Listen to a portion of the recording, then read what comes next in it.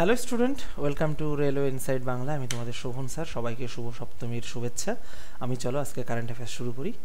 আর আজকে 29শে সেপ্টেম্বর আমরা আজকে কারেন্ট অ্যাফেয়ার্স করবো এখান থেকে, বুঝলে।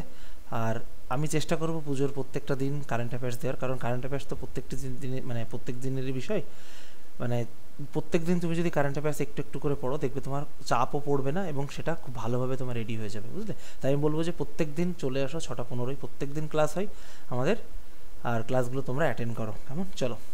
ভারতের প্রথম বৃহত্তম 3D প্রিন্টিং রকেট ও অ্যারোস্পেস কম্পোনেন্ট উৎপাদন কেন্দ্র কোথায় স্থাপিত হয়েছে? চেন্নাই, তিরুবনন্তপুরম, শ্রীহরিকোটা, বেঙ্গালুরু। ভারতের প্রথম 3D printing rocket aerospace component উৎপাদন কেন্দ্র কোথায় স্থাপিত হয়েছে? উত্তর হবে তোমার হলো চেন্নাইতে, বুঝলে। তা অগ্নিকুল কসমস কোম্পানি চেন্নাইতে ভারতের প্রথম 3D প্রিন্টিং ফ্যাসিলিটি উদ্বোধন করেছে, যা ভবিষ্যতে স্পেস মিশনের দক্ষতা মেক ইন ইন্ডিয়াকে এগিয়ে নিয়ে যাবে। এটা কিন্তু আমাদের মেক ইন ইন্ডিয়া, বুঝলে, মানে ভারতের নিজস্ব। তা বিকশিত ভারত বুল্ডাথন হ্যাঁ 2025 কোন মন্ত্রণালয় চালু করেছে? শিক্ষা, বিজ্ঞান, প্রযুক্তি, যুব বিষয়ক, মহিলা, শিশু কল্যাণ। সেটা হলো তোমার শিক্ষা, বুঝলে। তা শিক্ষা মন্ত্রণালয়ের উদ্যোগ ছাত্রদের মধ্যে উদ্ভাবন, সমস্যা সমাধানের দক্ষতা বাড়াতে স্কুল হ্যাকাথন আয়োজন করেছে, ভবিষ্যতে তোমার উন্নয়নে সহায়ক হবে, কেমন? চলো। উত্তরপ্রদেশ ইন্টারন্যাশনাল ট্রেড ফায়ারে 2025 সালের পার্টনার দেশ হিসেবে কারা ছিল? উত্তরপ্রদেশ ইন্টারন্যাশনাল ট্রেড ফেয়ারে 2025 সালের পার্টনার দেশ হিসেবে কারা ছিল বলো? চীন, রাশিয়া, আমেরিকা, জাপান। সেটা হলো তোমার রাশিয়া। তা ভারত রাশিয়া দ্বিপাক্ষিক অর্থনৈতিক বিনিয়োগে নতুন উচ্চতায় নিয়ে যেতে এই অংশীদারিত্ব গুরুত্বপূর্ণ, কেমন? চলো। ন্যাশনাল জিও সায়েন্স অ্যাওয়ার্ড 2024 কোন স্থান থেকে প্রদান করা হয়েছে বলো? মানে কোন স্টেট থেকে ন্যাশনাল জিও সায়েন্স অ্যাওয়ার্ড 2025 কোন স্থান থেকে প্রদান করা হয়েছে বলো? Hyderabad, Kolkata, New Delhi, Pune. National geo science award 2024 কোন স্থান থেকে প্রদান করা হয়েছে বলো? সেটা হলো তোমার হলো নয়াদিল্লি, বুঝলে। তা 20 জন বিশিষ্ট মানে বিজ্ঞানীদের আর কি, ভূবিজ্ঞানী হবে, ভূবিজ্ঞানীদের মধ্যে 9টি ব্যক্তি ও 3টি নিশ্চিত দল এর পুরস্কার পেয়েছেন, বলো, বুঝলে। চলো।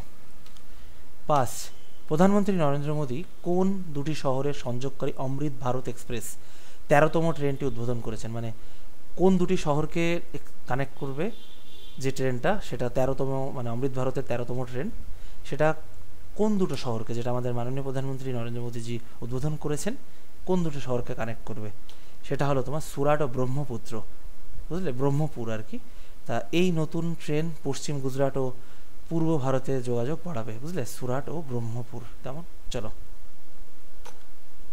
2025 সালে বুকার পুরস্কার শর্টলিস্টে কোন ভারতীয় লেখিকা ফিরেছেন? মানে দেখো, এই যে যখন পুরস্কারগুলো দেওয়া হয় না, তখন বিভিন্ন শর্ট লিস্ট করা হয়, তারপর দেওয়া হয় যে 2025 বুকার যে মানে পুরস্কার সেই শর্ট লিস্টে কোন ভারতীয় মহিলা অন্তর্ভুক্ত হয়েছেন এবং তার বইয়ের নাম কি বলো? Jhumpa Lahiri inheritance, Anita Desai clear sky, Kiran Desai the loneliness of Sonia of and Sunny, Arundhati Roy god of small things.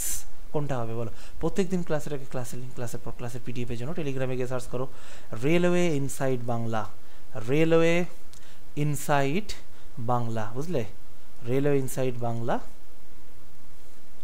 বা তোমার হচ্ছে 9477631998 এই নম্বরে জাস্ট একটা হাই লিখে দাও, অটোমেটিকলি তোমার কাছে গ্রুপ লিঙ্ক চলে যাবে। সেটা হলো তোমার হচ্ছে কিরণ দেশাই, বুঝলে, the loneliness of Sonia and Sunny, বুঝলে, সোনিয়া অ্যান্ড সানি।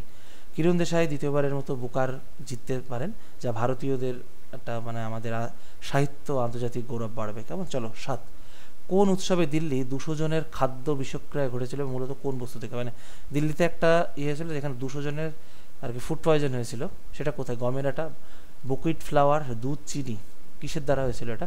সেটা হলো বুকুইট ফ্লাওয়ার, বুঝলে।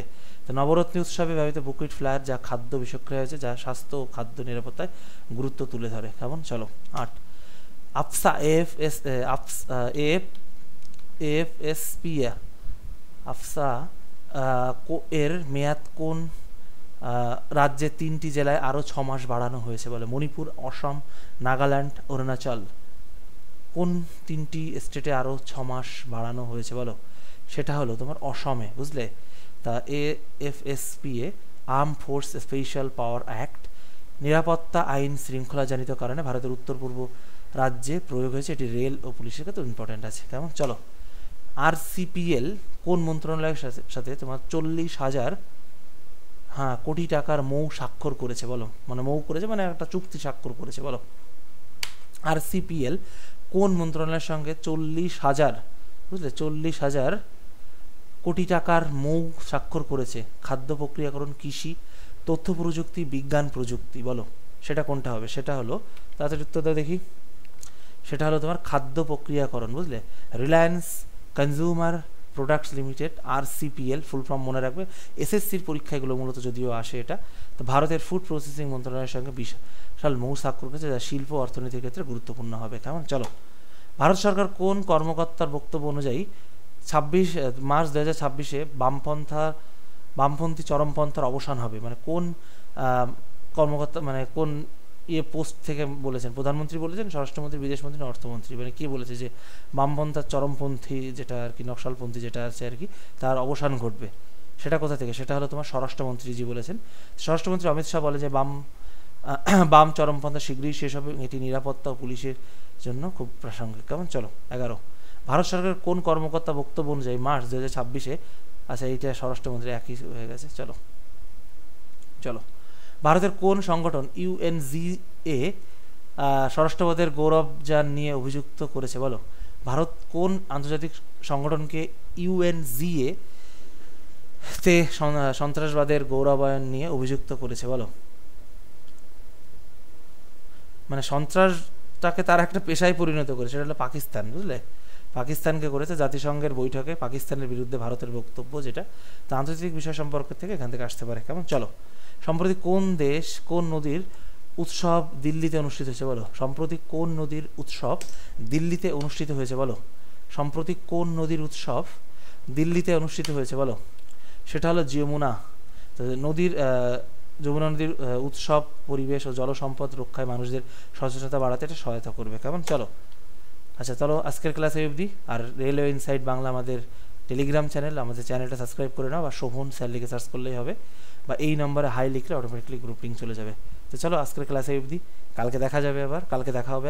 আর রাত 9:15 কিন্তু সায়েন্স হচ্ছে, বুঝলে। আর পুজোর পর থেকে আমি ম্যাথ রিজনিং শুরু করব। তা তোমরা 500 সাবস্ক্রাইবার করে দাও, আমি ম্যাথ রিজনিং শুরু করব। কারণ দেখো, মানে কি বলবো, এত ছোট চ্যানেলে এত ক্লাস দেওয়া যায় না, বুঝলে, অনেক সমস্যা থাকে, তার জন্য আমি শুরু করতে পারছি না।